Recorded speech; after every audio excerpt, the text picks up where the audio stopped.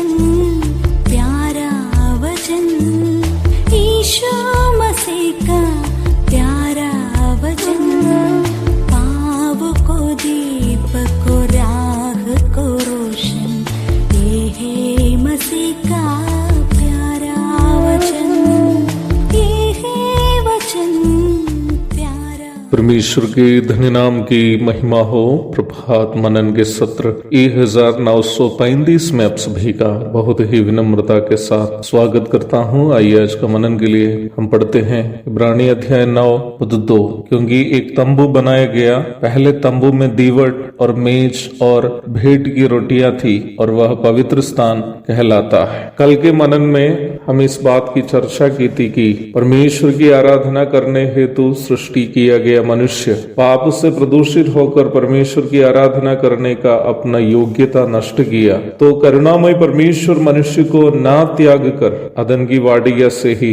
एक एक कदम बढ़ाते रहा कि मनुष्य परमेश्वर की आराधना करने का योग्यता पुनः प्राप्त कर सके। इस लक्ष्य की ओर परमेश्वर के द्वारा लिया गया सबसे महत्वपूर्ण एक कदम था मिलाप वाले तंबू का निर्माण, जिसे बनाने के लिए परमेश्वर ने मूसा को निर्देश दिया था। यद्यपि मिलाप वाला तंबू इस संसार में उपलब्ध वस्तुओं से बनाया गया एक तंबू था, उसे बनाने के लिए दिए गए सभी दिशा निर्देश स्वर्गीय थे, आसमानी थे। मूसा की अगुवाई में इस्राएल के प्रतिभाशाली कारीगरों के द्वारा मिलाप वाला तंबू का निर्माण हुआ था। निर्गमन 31 की 1 से 11 तक। उसके बावजूद भी इब्रानी के लेखक कहता है कि इस तंबू को किसी मनुष्य नहीं वरन परमेश्वर ही खड़ा किया। इब्रानी 8 की 2। क्योंकि परमेश्वर ने न केवल मूसा को मिलाप वाला तंबू बनाने का निर्देश दिया था, बल्कि उस तंबू और उसमें की हर वस्तु के रूप का नमूना भी परमेश्वर ही दिया। निर्गमन 25 की 9। और सबसे महत्वपूर्ण बात यह है कि परमेश्वर ने जो भी नमूना मूसा को उन सब चीजों का दिया था जो मिलाप वाले तंबू में रखनी थी, वो स्वर्गीय वस्तुओं के प्रतिरूप और प्रतिबिंब थे। कहने का तात्पर्य यह है कि मिलाप वाला तंबू इस संसार में इस्राएलियों के बीच खड़ा करने के पीछे परमेश्वर का प्रथम उद्देश्य पाप से प्रदूषित होकर परमेश्वर की आराधना करने का योग्यता नष्ट किए हुए मनुष्य जाति को आराधना संबंधित बुनियादी बातों को सिखाना था। यद्यपि संसार के ज्यादातर लोग अपनी अपनी समझ के अनुसार यह दावा तो करते ही है कि वे लोग परमेश्वर की आराधना करते, परंतु सच्चाई यह है कि उनमें से ज्यादातर लोगों की भी आराधना परमेश्वर स्वीकार नहीं करता है। ये बात गलत फहमी है कि हम अपनी मर्जी के अनुसार किसी भी प्रकार आराधना करने से परमेश्वर उसे ग्रहण करता है। हम मनुष्य भी अक्सर अनुचित तरीके से कोई वस्तु हमें कोई दे तो हम स्वीकार नहीं करते।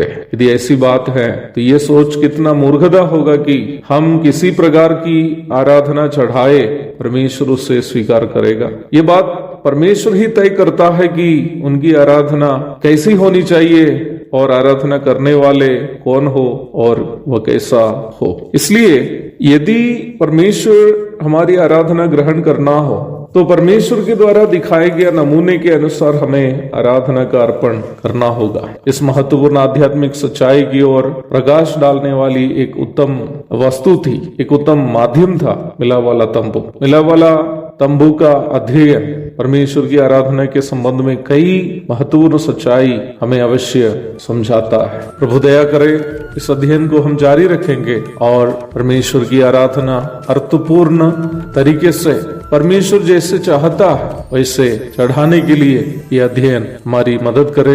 एक और शुभ दिन की धन्य कामनाओं के साथ आज का मनन में यहाँ समाप्त करता हूँ। प्रभु के धन्य नाम की महिमा हो।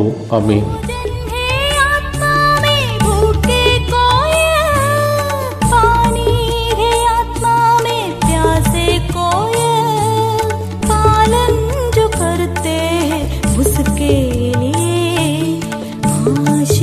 पाने का साधन है ये है वचन, प्यारा वचन, ईशो